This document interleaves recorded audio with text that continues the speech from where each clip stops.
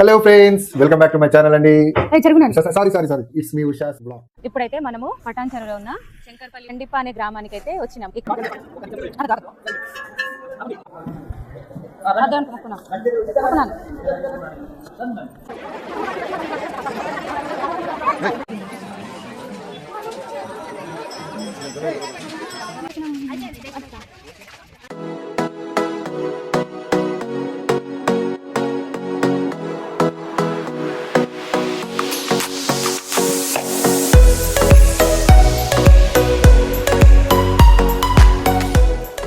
Hello friends, welcome back to my channel అండి.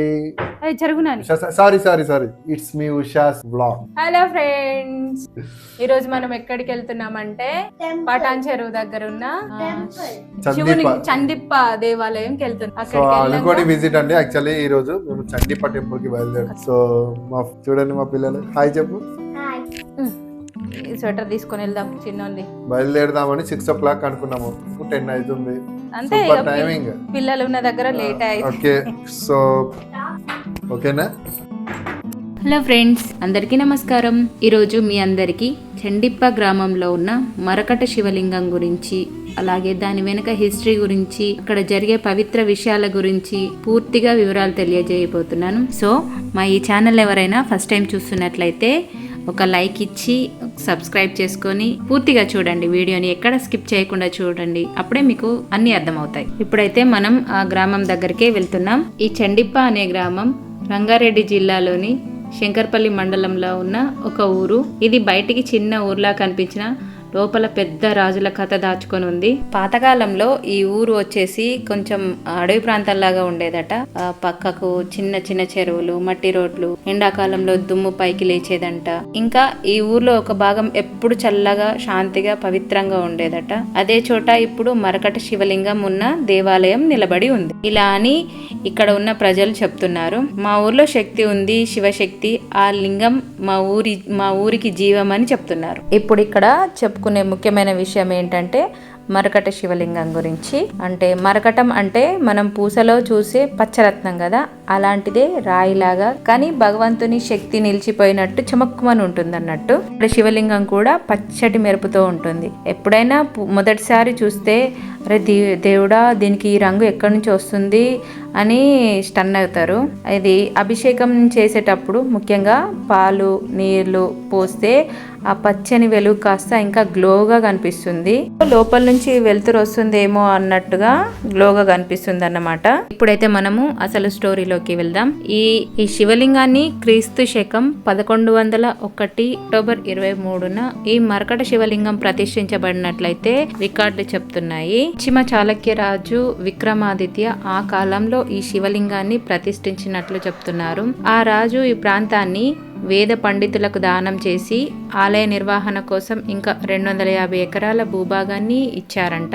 అంటే ఇదొక సాధారణ గ్రామ దేవాలయం కాదు, ఒకప్పటి రాచరికం ఆశీర్వదించిన మహాక్షేత్రం అన్నమాట. ఇదిగా చెప్పుకున్నట్లయితే ఇక్కడ లింగం ప్రత్యేకత ఏంటంటే ఇది ఒక సాధారణ రాయి కాదు, అది ఒక పచ్చ రంగు టోన్తో ఉన్న అరుదైన రాయి. సూర్యకిరణాలు ఈ లింగం పైన పడినప్పుడు దాని పచ్చటి కాంతి ద్వారా ఇది మరింత ఎక్కువ బ్రైట్ గా వెలుగుతుంది. అదే ఈ మరకట శివలింగంది ఆకర్షణ. భక్తులు చెప్పే కథనం ప్రకారం అయితే అభిషేక సమయంలో పాలు, నీళ్లు లింగంపై జారుతూ గ్రీన్ గ్లోగా మెరుస్తూ కనిపిస్తుందని అంటున్నారు. ఇంకా ఇక్కడ వచ్చేసి ఈ క్షేత్రానికి క్షేత్రపాలకుడిగా శ్రీ కాలభైరవ స్వామి తీర్థ ప్రాంతాల్లో ఉంటారు. కొంతమంది భక్తులు చెప్తున్న కథనం ప్రకారం ఇక్కడ ఒక దివ్యపాము ఈ ఆలయాన్ని రక్షిస్తూ కనిపిస్తుందని, అది దేవుడు పంపిన రక్షకుడని ఇక్కడ ప్రజలు నమ్ముతారు.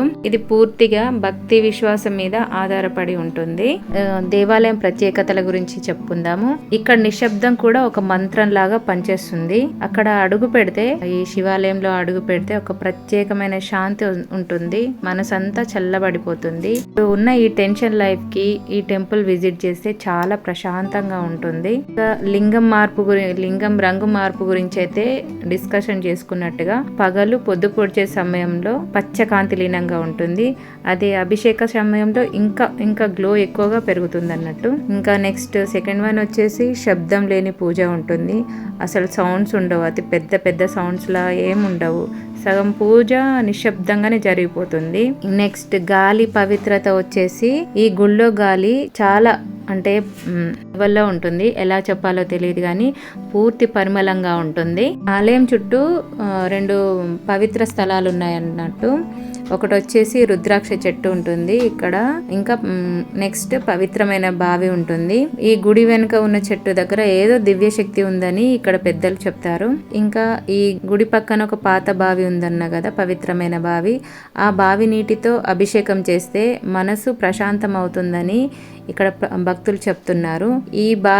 ఈ బావిలో ఉన్న నీళ్ళు అనేటివి ఎండాకాలంలో పూర్తిగా ఎండవంట. ఇక్కడ ఇది ప్రత్యేకత.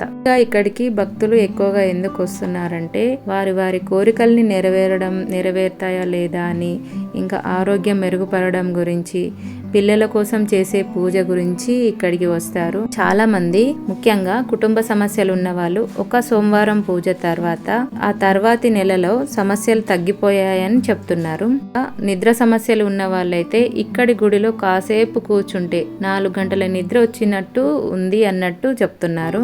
ఈ బావి నీటితో అభిషేకం చేయడం వల్ల ఏమన్నా మెంటల్ టెన్షన్స్ కానీ ఏమైనా ఉన్నా కానీ కాస్త రిలీఫ్, మెంటల్ టెన్షన్ ఏమైనా ఉంటే రిలీఫ్ గా ఉందని కూడా ఇక్కడ ప్రజలు చెప్తున్నారు. అలా చేస్తే పిల్లల కోసం చేసే పూజలో కూడా చాలా జంటలు ఇక్కడికి వచ్చి పూజ చేసిన తర్వాత పిల్లలు కలిగారని కూడా చెప్తున్నారు. ఇంటెన్షన్ ఏంటంటే భక్తులు నమ్మకంతోని వస్తే శివుడు వాళ్ళ కోరికలను నెరవేరుస్తాడని భక్తుల ప్రగాఢ నమ్మకం అన్నట్టు. ఇక్కడ జరిగే మహాశివరాత్రి అంటే గ్రామం మొత్తము పండుగ బట్టలు కొత్త వేసుకుంటారు. ఇంకా రాత్రంతా జాగారం చేస్తారు. ఇంకా శివరాత్రి రోజున ఇక్కడ అన్నదానం జరుగుతుంది. యాక్చువల్గా డైలీ జరుగుతుంది అన్నదానము. మేమైతే అన్నదానం జరుగుతుంది కదా అని అక్కడే మధ్యాహ్నం లంచ్ చేసి ఇంటికైతే బయలుదేరాము. ఇంకా కార్తీక మాసం రోజైతే అంటే కార్తీక దీపాలు, అభిషేకాలు, ఇంకా అప్పుడైతే ఇంకా ఈ గుళ్ళో మొత్తం అంటే వెలుగుతోనే నిండిపోతుంది అన్నట్టు, దీపాలతోని. మెయిన్ ఇక్కడికి ఎప్పుడెప్పుడు రావాలంటే బెస్ట్ టైం వచ్చేసి పొద్దు పొడిచే ముందు లేకపోతే సాయంత్రం అయినా రావాలి. యాక్చువల్గా వీకెండ్స్లో వస్తే చాలా రష్ ఉంటుంది, చాలా మంది ఉంటారు. సో వీక్ డేస్లోనే రావడానికి ట్రై చేయండి. ఇంకా శంకర్పల్లి నుంచి వస్తే ఆటో కానీ బస్సు కానీ ఎక్కితే 10 to 15 minutesలోనే ఇక్కడికి చేరిపోవచ్చు. ఇక్కడ ముందుకు వస్తే ఇక్కడ క్షేత్రపాలకుని దగ్గర ఒక పవిత్రమైన రాయి ఉంటుంది అన్నట్టు. ఆ రాయి దగ్గర మనం 2 చేతులు అలా వేసి మన మనసులో ఏదైనా కోరిక కోరుకుంటే అది రైట్ సైడ్ కి తిరుగుతుంది. అప్పుడు మన కోరిక నెరవేరుతుందని అర్థం. లెఫ్ట్ సైడ్ తిరిగితే ఇంకా కోరిక నెరవేరదు అని అర్థం.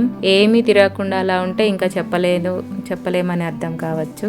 ఇక్కడ ప్రజలందరూ ప్రతి ఒక్కరు వచ్చి భక్తులందరూ వచ్చి అక్కడ అలా చేతులేసి ఆ రాయి మీద చేతులేసి మనసులో ఉన్న కోరికల్ని కోరుకుంటున్నారు. చాలా మందికి కొంతమందికి తిరుగుతుంది, కొంతమందికి తిరగట్లేదు. సో ఎవరి నమ్మకం వాళ్ళది. మెయిన్ గా మన తెలంగాణ, మన హిందూ ధర్మాన్ని కానీ ఎన్ని మూలాలు, ఎన్ని అద్భుతాలు దాగి ఉన్నాయో చూస్తే ఆశ్చర్యకరంగానే ఉంటుంది. ఈ చండిపాలో ఉన్న మరకట శివలింగం ఒక రాయి కాదు, ఒక దివ్య శక్తి, ఒక అనుభవం లాంటిది. ఇది ఒక చిన్న ఊరైనా ఇక్కడ దేవాలయం మనిషి కష్టాలను వినే స్థలం అన్నట్టు, మనసు శాంతి పడే స్థలం, ఇంకా భక్తికి ప్రతిఫలం ఇచ్చే స్థలం. ఎప్పుడైనా ఆ దారిలో వెళ్తూ ఉంటే కొంచెం మీ సమయాన్ని కాస్త అక్కడ పెట్టండి. అంటే మీరు వెళ్ళినప్పుడు అక్కడికి శివాలయానికి వెళ్ళి శివుని దర్శించుకొని రండి. ఏమైనా సమస్యలు ఉన్నా కానీ తొలగిపోతాయి. సో మేము వెళ్ళొచ్చిన తర్వాత మాకు కూడా చాలా ప్రశాంతంగా అనిపించుండే. అక్కడ టెంపుల్ని విజిట్ చేసి వచ్చిన తర్వాత